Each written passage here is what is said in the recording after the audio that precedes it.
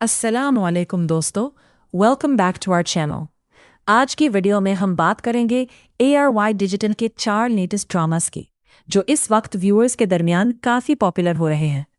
अगर आप पाकिस्तानी ड्रामास के फ़ैन हैं तो ये वीडियो आपके लिए है। नंबर 4, रहमत एक इमोशनल फैमिली ड्रामा है जो मोहब्बत, कुर्बानी और फैमिली वैल्यूज़ के गिर्द घूमता है। ड्रामा की स्टोरी व्यूअर्स को हर एपिसोड में नए ट्विस्ट्स और इमोशनल मोमेंट्स देती है। अगर आप फैमिली ओरिएंटेड ड्रामास पसंद करते हैं तो रहमत आपके लिए एक बेहतरीन चॉइस हो सकता है। नंबर 3, मिर्ज़ा की हीर एक रोमांटिक और ड्रामेटिक सीरियल है। इस ड्रामा में प्यार, नफरत, इंतकाम और फैमिली राइवलरी का ज़बरदस्त कॉम्बिनेशन देखने को मिलता है। स्ट्रॉन्ग परफॉर्मेंसेस और इंगेजिंग स्टोरी लाइन ने इस ड्रामा को काफ़ी पॉपुलर बना दिया है। नंबर 2, डॉक्टर बाहू एक यूनिक सोशल ड्रामा है जो एक वर्किंग वुमन की स्ट्रगल को हाईलाइट करता है।